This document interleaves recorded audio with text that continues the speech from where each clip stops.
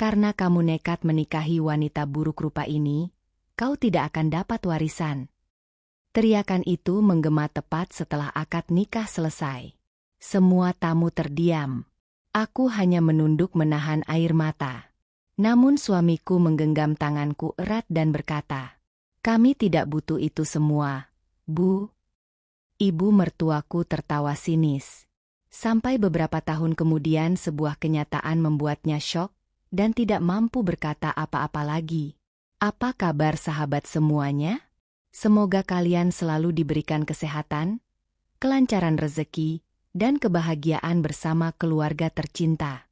Sebelum cerita dimulai, jangan lupa bantu channel ini dengan menekan tombol like, komen, share, dan subscribe agar kami semakin semangat menghadirkan kisah-kisah inspiratif yang menyentuh hati setiap harinya.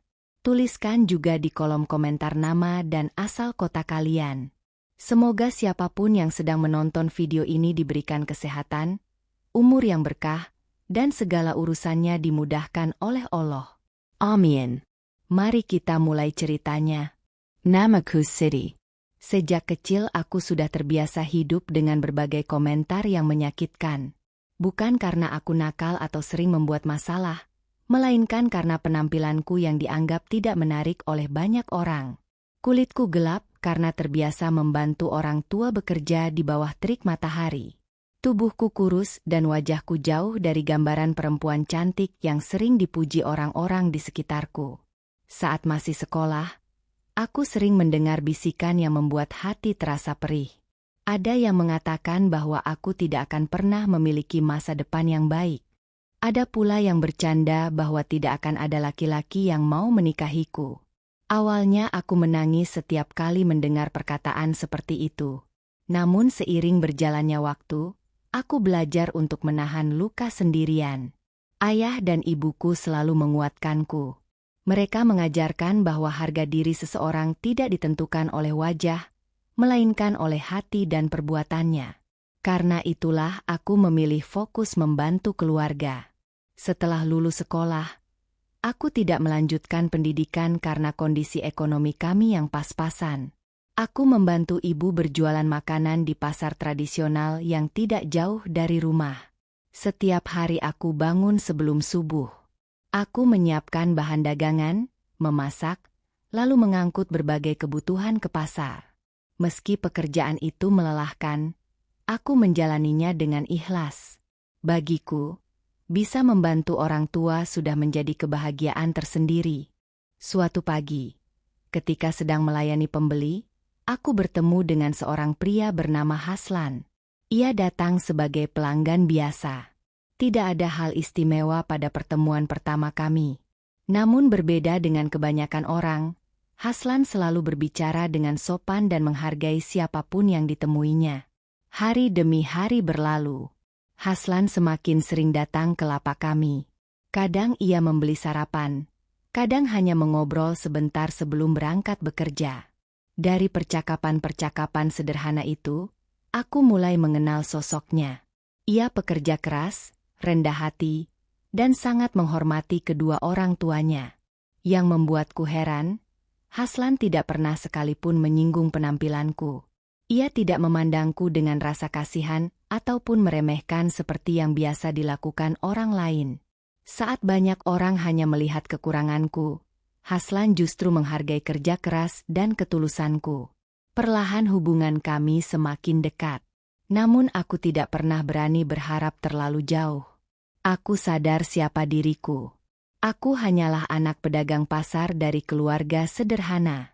Sementara Haslan berasal dari keluarga yang cukup terpandang di daerah kami. Karena itulah aku sangat terkejut ketika suatu sore Haslan datang bersama ayahnya ke rumahku. Di hadapan kedua orang tuaku, ia menyampaikan niat yang membuatku tidak mampu berkata-kata. Aku ingin menikahi Siti. Jantungku berdebar kencang. Aku melihat wajah ayah dan ibuku yang sama terkejutnya. Namun di balik kebahagiaan itu, kami belum mengetahui bahwa keputusan Haslan untuk memilihku akan memicu penolakan besar dari keluarganya sendiri, terutama dari ibunya yang sama sekali tidak menginginkanku menjadi menantu. Sebuah badai besar sedang menunggu kami di depan. Kabar tentang niat Haslan melamarku ternyata menyebar dengan cepat ke seluruh keluarganya. Sejak saat itu, berbagai penolakan mulai berdatangan. Orang pertama yang paling keras menentang hubungan kami adalah ibunya sendiri. Menurut cerita Haslan, ibunya sudah lama memiliki calon menantu pilihan. Seorang perempuan yang berasal dari keluarga kaya, berpendidikan tinggi, dan memiliki paras cantik yang sering menjadi kebanggaan keluarganya. Di mata beliau, perempuan seperti itulah yang pantas mendampingi putranya. Sedangkan aku hanyalah anak pedagang pasar yang tidak memiliki apa-apa untuk dibanggakan. Beberapa kali Haslan mencoba meyakinkan ibunya. Ia menjelaskan bahwa pernikahan bukan tentang wajah ataupun kekayaan. Namun setiap kali pembicaraan itu dilakukan, pertengkaran selalu terjadi. Masih banyak perempuan yang lebih baik daripada dia, bentak ibunya suatu malam. Aku tidak mencari yang paling cantik, Bu. Aku mencari yang bisa menjadi teman hidupku, jawab Haslan dengan tenang. Kalau kau menikahinya, kau akan menyesal. Namun Haslan tetap pada pendiriannya. Semakin keras keluarganya menolak, semakin yakin ia dengan keputusannya. Bukan karena keras kepala, melainkan karena ia percaya bahwa kebahagiaan rumah tangga harus dibangun dengan ketulusan, bukan berdasarkan penilaian orang lain.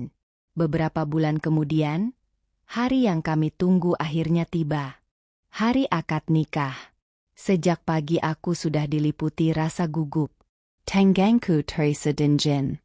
Berkali-kali aku mengusap air mata yang hampir jatuh karena tidak percaya hari itu benar-benar datang. Ibuku membantu merapikan kerudung yang kupakai. Kamu cantik hari ini, Nak, katanya sambil tersenyum. Aku tahu beliau hanya ingin membuatku lebih percaya diri. Namun kalimat itu tetap membuat dadaku terasa hangat. Di ruang tamu yang telah disulap menjadi tempat akad sederhana, para tamu mulai berdatangan. Keluarga besar Haslan juga hadir, termasuk ibunya yang sejak awal tidak merestui hubungan kami. Wajah beliau terlihat datar tanpa senyum sedikit pun. Aku berusaha mengabaikannya. Fokusku hanya pada satu hal, menjadi istri yang baik bagi Haslan. Ketika prosesi akad dimulai, suasana menjadi sangat hikmat. Semua mata tertuju kepada Haslan yang duduk di depan penghulu. Dengan suara mantap dan sekali tarikan napas, ia mengucapkan ijab kabul dengan lancar. Za. Serentak para saksi menjawab. Air mataku langsung mengalir. Aku resmi menjadi istrinya. Semua rasa takut, cemas, dan perjuangan yang kami lalui seolah terbayar pada saat itu. Para tamu mulai mengucapkan selamat. Beberapa kerabat menghampiri kami satu persatu. Namun kebahagiaan itu hanya berlangsung beberapa menit. Tiba-tiba Ibu Haslan berdiri dari kursinya. Wajahnya tampak merah menahan emosi. Suasana yang semula hangat perlahan berubah tegang. Beliau melangkah mendekati kami lalu berkata dengan suara keras hingga terdengar ke seluruh ruangan. Karena kamu nekat menikahi wanita buruk rupa ini, kau tidak akan mendapatkan warisan 1 rupiah pun dari keluarga. Ruangan langsung sunyi. Tidak ada yang berani berbicara. Aku merasakan tubuhku membeku. Kalimat itu menusuk jauh ke dalam hati. Di hari yang seharusnya menjadi hari paling bahagia dalam hidupku, aku kembali dihina di depan begitu banyak orang. Beberapa tamu saling berpandangan. Sebagian terlihat tidak nyaman. Sebagian lainnya hanya diam menyaksikan. Aku menundukkan kepala, berusaha menahan tangis yang hampir pecah. Namun saat itulah Haslan menggenggam tanganku erat. Aku menoleh kepadanya. Tatapannya tenang. Tidak ada kemarahan. Tidak ada rasa takut. Lalu ia menatap ibunya dan menjawab dengan suara yang jelas. Kami tidak butuh itu semua, Bu. Semua orang terdiam. Bahkan ibunya tampak terkejut sesaat mendengar jawaban tersebut. Namun beberapa detik kemudian beliau justru tertawa sinis. Suatu hari nanti kau akan menyesali keputusanmu. Haslan tidak menjawab lagi. Ia hanya menggenggam tanganku semakin erat. Sementara aku mulai menyadari bahwa setelah hari itu, kami tidak hanya memulai kehidupan rumah tangga baru. Kami juga akan memulai perjuangan panjang tanpa dukungan dari keluarga yang seharusnya menjadi tempat bersandar. Dan saat itu, tidak seorang pun menyangka bahwa keputusan Haslan mempertahankan istrinya akan mengubah nasib kami semua beberapa tahun kemudian. Setelah pernikahan itu, hidup kami benar-benar berubah. Jika sebelumnya Haslan masih sering pulang ke rumah orang tuanya, kini hubungan mereka menjadi sangat renggang. Ibunya masih marah karena merasa anak yang selama ini dibanggakan telah memilih perempuan yang tidak sesuai dengan keinginannya. Beberapa hari setelah akad, Haslan datang menemuiku dengan wajah yang terlihat lelah. Saat itu kami sedang duduk di teras rumah kontrakan kecil yang baru kami sewa. "Ada apa, Mas?" tanyaku pelan. Haslan terdiam beberapa saat sebelum akhirnya menjawab. "Ayah menyuruhku mengambil semua barangku dari rumah." Aku menatapnya kaget. "Maksudnya?" "Aku diminta hidup sendiri. Mereka bilang aku sudah memilih jalan hidupku sendiri." Dadaku terasa sesak mendengarnya. Meski sudah menduga hal itu akan terjadi, tetap saja rasanya menyakitkan ketika benar-benar menjadi kenyataan. Namun Haslan tidak terlihat marah. Ia hanya tersenyum tipis. "Jangan sedih. Selama kita bersama, kita pasti bisa menjalani semuanya." Kalimat sederhana itu membuatku kembali kuat. Hari-hari berikutnya kami jalani dengan penuh perjuangan. Rumah kontrakan yang kami tempati sangat sederhana. Dindingnya masih berupa papan di beberapa bagian. Ketika hujan turun deras, air sering masuk melalui celah-celah atap yang sudah tua. Bahkan pada malam tertentu, kami harus memindahkan kasur karena ada tetesan air yang jatuh tepat di atas tempat tidur. Meski begitu, kami tidak pernah mengeluh. Kami justru sering tertawa bersama menghadapi keadaan tersebut. "Kalau suatu hari kita punya rumah sendiri, aku mau atapnya tidak bocor," candaku. Haslan tertawa. "Kalau begitu aku harus bekerja lebih keras." Setiap pagi Haslan berangkat bekerja sebelum matahari terbit. Ia menerima pekerjaan apa saja yang halal. Kadang menjadi tenaga pengiriman barang, kadang membantu proyek bangunan, kadang bekerja hingga larut malam demi mendapatkan tambahan penghasilan. Aku juga tidak ingin hanya berpangku tangan. Aku mulai membuat kue-kue kecil untuk dijual ke warung-warung sekitar. Awalnya hanya beberapa bungkus setiap hari. Keuntungannya pun tidak seberapa. Namun aku tetap bersyukur. Sedikit demi sedikit uang hasil kerja kami kumpulkan. Meski hidup pas-pasan, Haslan selalu berusaha membuatku merasa cukup. Jika hanya ada satu potong ayam di meja makan, ia akan menyuruhku memakannya. Jika aku sakit, ia rela tidak membeli kebutuhan pribadinya demi membelikan obat. Perhatian-perhatian kecil itulah yang membuatku semakin yakin bahwa aku tidak salah memilih pasangan hidup. Sementara itu, kehidupan keluarga besar Haslan terlihat jauh lebih mewah. Adiknya yang menikah dengan perempuan kaya sering menjadi pusat pujian. Setiap kali ada acara keluarga, cerita tentang keberhasilan mereka selalu dibanggakan. Sebaliknya, keberadaan kami hampir tidak pernah dianggap. Suatu hari kami menghadiri acara ulang tahun salah satu keponakan. Saat itu aku mendengar beberapa kerabat berbisik. "Itu istri Haslan, ya?" "Ayah." Kasihan juga. Gara-gara perempuan itu, Haslan kehilangan warisan. Mereka mengatakannya seolah aku tidak bisa mendengar. Aku hanya menunduk. Namun yang lebih menyakitkan adalah kalimat berikutnya. Kalau dulu Haslan menikah dengan pilihan ibunya, hidupnya pasti lebih enak. Aku mencoba tersenyum agar tidak terlihat terluka. Tetapi sesampainya di rumah, air mataku akhirnya jatuh. Haslan yang melihatku langsung duduk di sampingku. "Mereka masih membicarakan kita?" tanyanya. Aku mengangguk pelan. "Maaf karena aku membuat hidupmu jadi sulit."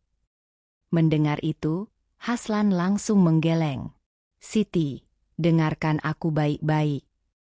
Aku menatapnya. Aku tidak pernah kehilangan apapun karena menikahimu.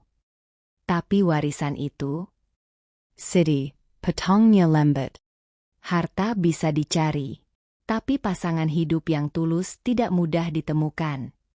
Air mataku semakin deras. Haslan lalu melanjutkan. Kesuksesan bukan tentang siapa yang dipuji hari ini. Kesuksesan adalah siapa yang tetap berdiri ketika hidup sedang menguji. Kalimat itu menancap kuat di dalam hatiku. Sejak malam itu aku berjanji tidak akan lagi menangisi hinaan orang lain. Aku akan fokus berjalan bersama suamiku. Karena aku percaya, Tuhan tidak pernah tidur. Dan suatu saat nanti, semua kerja keras, kesabaran, dan air mata yang kami sembunyikan akan menemukan jawabannya sendiri. Namun kami belum tahu bahwa jawaban itu akan datang jauh lebih besar daripada yang pernah kami bayangkan. Waktu terus berjalan. Hari berganti minggu, minggu berganti bulan, dan bulan berganti tahun.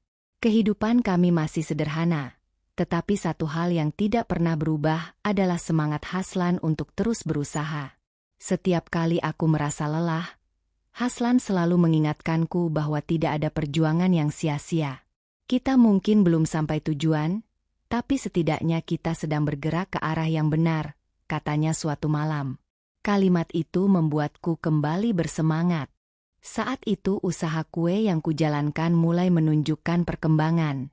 Beberapa warung yang sebelumnya hanya mengambil sedikit dagangan kini mulai memesan lebih banyak. Bahkan ada pemilik toko yang meminta aku membuat jenis kue baru karena pelanggan mereka menyukainya. Aku dan Haslan melihat peluang itu. Dengan tabungan yang sangat terbatas, kami memberanikan diri membeli peralatan tambahan. Keputusan itu cukup berisiko karena hampir seluruh tabungan kami habis. Namun Haslan yakin, kalau kita takut melangkah, kita akan tetap berada di tempat yang sama. Aku mengangguk meski hati dipenuhi kekhawatiran. Hari-hari berikutnya menjadi jauh lebih sibuk. Kami bangun lebih awal dan tidur lebih larut. Terkadang kami hanya beristirahat beberapa jam karena harus menyelesaikan pesanan yang terus bertambah. Tubuh terasa lelah, tetapi hati kami bahagia. Untuk permulaan dalam hidup. Bukan, untuk sekian lama setelah melewati berbagai kesulitan, kami mulai merasakan hasil dari kerja keras kami. Setahun kemudian, usaha kecil kami berkembang menjadi toko kue sederhana di pinggir jalan. Tidak besar, tidak mewah, tetapi itu adalah milik kami sendiri. Aku masih ingat hari ketika papan nama toko dipasang di depan bangunan kecil itu. Aku berdiri memandangnya sambil menahan air mata. Mas, kita benar-benar punya toko. Haslan tersenyum. Lihat, Tuhan tidak pernah menyia-nyiakan usaha orang yang sabar. Sejak saat itu keadaan ekonomi kami perlahan berubah. Pelanggan semakin banyak. Kualitas produk terus kami tingkatkan. Kami menjaga kejujuran dalam berdagang dan tidak pernah mengurangi kualitas demi keuntungan lebih besar. Tanpa disangka, nama usaha kami mulai dikenal hingga ke kota-kota sekitar. Beberapa restoran bahkan mulai memesan dalam jumlah besar. Penghasilan yang dahulu hanya cukup untuk makan sehari-hari kini mulai bisa kami tabung. Lalu sesuatu yang lebih besar terjadi. Seorang pengusaha yang menjadi pelanggan tetap menawarkan kerjasama distribusi produk kami ke beberapa daerah lain. Kesempatan itu terasa seperti mimpi. Aku sempat ragu. Namun Haslan kembali menunjukkan keberaniannya. Kita coba. Kalau gagal, kita belajar.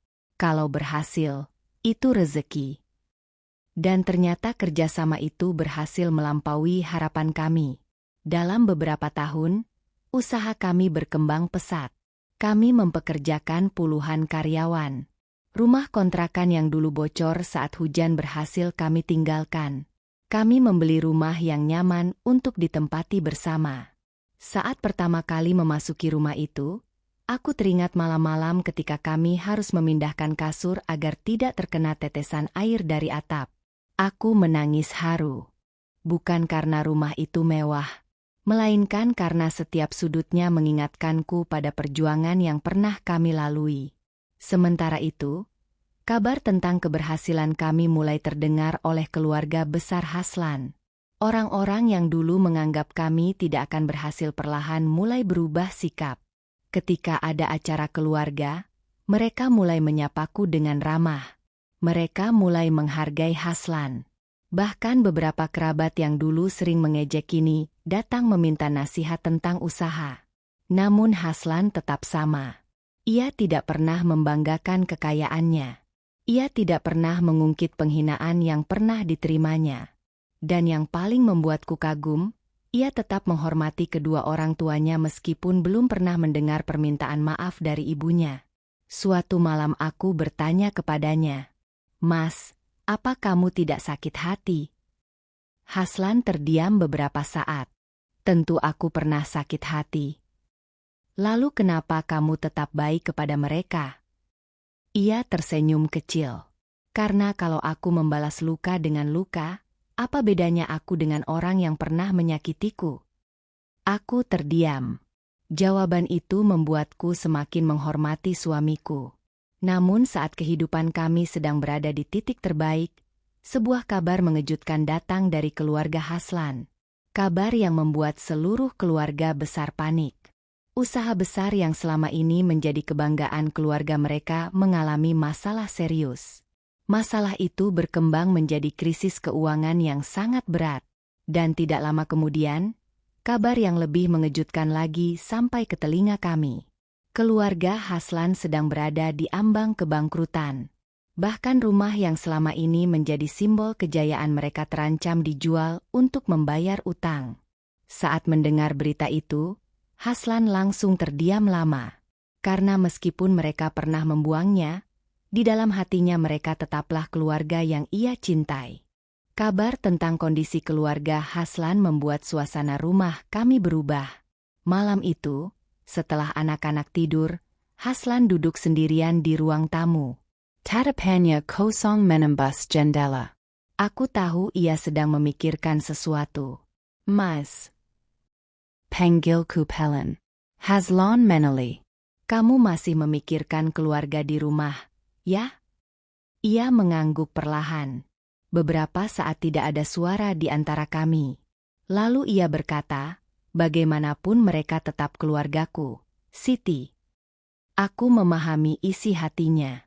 Meski pernah dihina, diusir dari warisan, bahkan dianggap tidak ada, Haslan tidak pernah berhenti mencintai keluarganya. Keesokan harinya kami mendapat kabar yang lebih jelas dari salah seorang kerabat. Usaha keluarga besar yang selama puluhan tahun menjadi sumber kebanggaan mereka ternyata mengalami kerugian besar. Investasi yang mereka jalankan gagal total. Beberapa aset sudah dijual untuk menutup utang, tetapi jumlahnya masih belum cukup. Orang-orang yang dulu sering datang ketika keadaan mereka berjaya mulai menghilang satu persatu. Telepon yang dahulu ramai kini jarang berdering. Banyak teman yang perlahan menjauh. Dan yang paling terpukul adalah Ibu Haslan. Beliau jatuh sakit karena tidak kuat menghadapi kenyataan tersebut. Saat mendengar kabar itu, Haslan langsung berdiri. "Aku mau ke sana." Aku menatapnya. "Kapan?" "Hari ini." Aku tidak menolak. Aku tahu inilah sifat suamiku. Hatinya terlalu baik untuk membiarkan keluarganya menderita sendirian. Siang itu kami berangkat menuju rumah orang tuanya.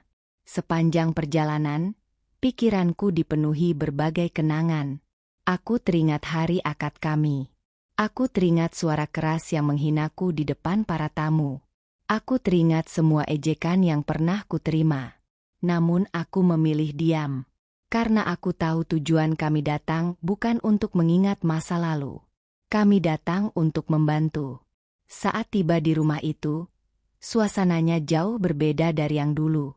Rumah yang biasanya ramai kini terlihat sepi. Beberapa kendaraan mewah yang dulu memenuhi halaman sudah tidak ada. Wajah para anggota keluarga juga terlihat murung. Ketika kami masuk ke dalam rumah, semua orang tampak terkejut. Mereka tidak menyangka Haslan datang. Terlebih lagi, Datang bersama istrinya yang dulu mereka hina. Ayah Haslan berdiri menyambut kami. Wajah beliau terlihat jauh lebih tua dibanding beberapa tahun lalu. "Haslan," ucapnya dengan suara bergetar. Haslan langsung mencium tangan ayahnya. "Ayah, apa kabar?" Pria tua itu menunduk. Matanya mulai berkaca-kaca. Aku bisa melihat rasa malu yang begitu besar di wajahnya. Tak lama kemudian kami masuk ke kamar Ibu Haslan. Beliau sedang berbaring di tempat tidur. Tubuhnya tampak lebih kurus. Wajahnya yang dulu selalu terlihat tegas kini menyimpan kesedihan yang mendalam. Ketika melihat Haslan masuk, air matanya langsung jatuh. "Haslan, bisiknya." Haslan mendekat dan mencium tangan ibunya tanpa ragu sedikit pun. Aku melihat ibu mertuaku menangis semakin keras. Mungkin untuk kali pertama beliau menyadari bahwa anak yang pernah ia sakiti justru datang saat semua orang mulai meninggalkan mereka. Beberapa menit kemudian, setelah suasana sedikit tenang, ayah Haslan menjelaskan kondisi keluarga mereka yang sebenarnya. Jumlah utang yang harus dibayar sangat besar. Beberapa aset telah habis dijual. Bahkan rumah yang mereka tinggali terancam disita. Ruangan menjadi hening. Semua menunggu reaksi Haslan. Lalu sesuatu yang tidak pernah diduga siapapun terjadi. Haslan membuka sebuah map yang ia bawa sejak tadi. Ia meletakkannya di atas meja. "Ayah, Bu, aku sudah mempelajari kondisi ini." Semua orang memandangnya. Aku sudah menyiapkan bantuan untuk melunasi sebagian besar kewajiban yang masih tersisa. Ruangan seketika sunyi. Tidak ada yang berbicara. Bahkan napas mereka seolah tertahan. Ibu mertuaku memandang Haslan dengan mata membesar. Beliau tidak percaya dengan apa yang baru saja didengarnya. Apa maksudmu?" tanyanya terbata-bata. Haslan tersenyum tenang. "Ini bantuan dari kami." "Dari kalian?" Suara ibu mertuaku bergetar. Beliau lalu menatapku. Tatapan yang dulu penuh kebencian kini berubah menjadi rasa malu yang begitu dalam. Air mata kembali mengalir di pipinya. Karena akhirnya beliau menyadari satu kenyataan yang sangat menyakitkan. Orang yang dulu disebut wanita buruk rupa dan dianggap tidak pantas menjadi menantu keluarga ternyata tidak pernah menyimpan dendam sedikit pun. Dan anak yang pernah diancam tidak mendapat warisan justru telah membangun kehidupannya sendiri hingga mampu menolong seluruh keluarga. Saat itu ibu mertuaku tidak mampu berkata apa-apa lagi. Namun apa yang terjadi setelahnya jauh lebih mengharukan. Sebuah pengakuan yang selama bertahun-tahun tersimpan di dalam hatinya akhirnya akan keluar. Pengakuan yang membuat seluruh keluarga menangis dan menyadari betapa besar kesalahan yang pernah mereka lakukan kepada Haslan dan Siti. Ruangan itu masih diliputi keheningan. Semua mata tertuju kepada Haslan dan map yang terletak di atas meja.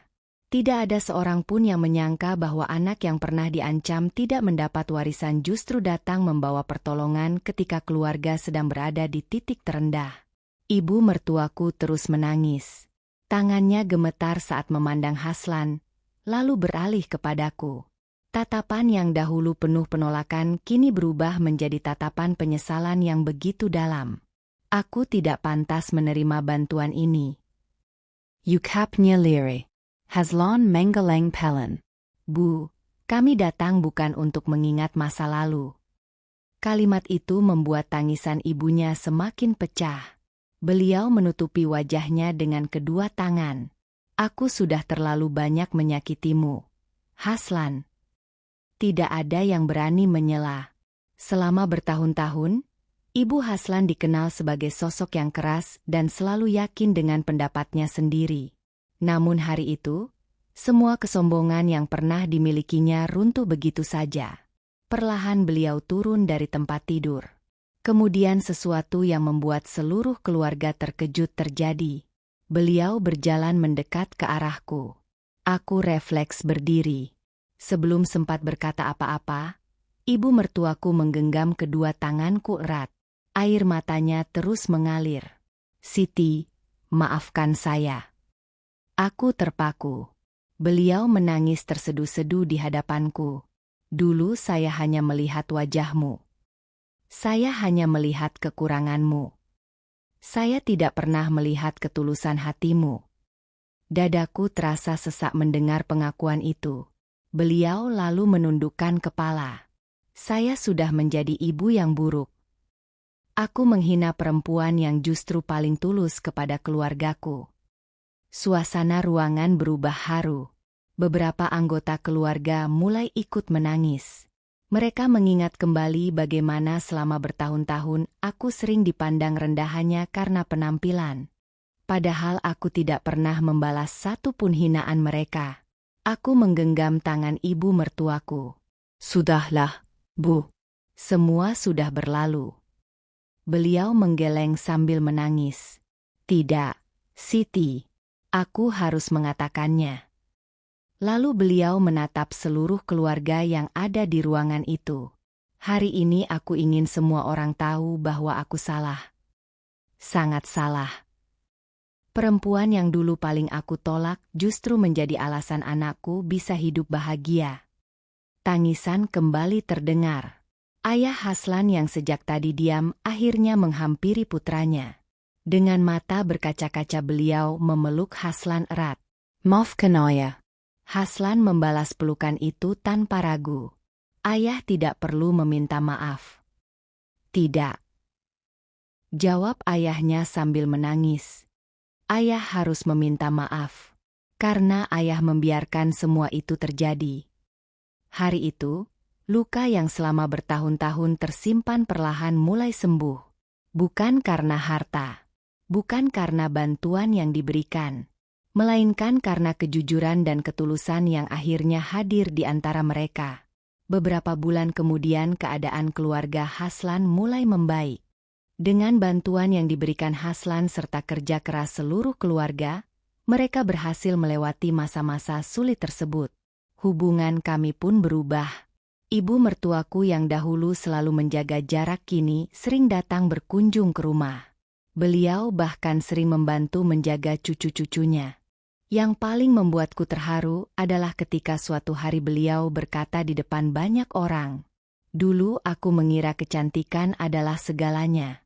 Sekarang aku tahu bahwa hati yang baik jauh lebih berharga daripada wajah yang cantik." Aku hanya tersenyum. Tidak ada lagi rasa sakit yang tersisa. Karena hidup telah memberikan pelajaran terbaik untuk kami semua.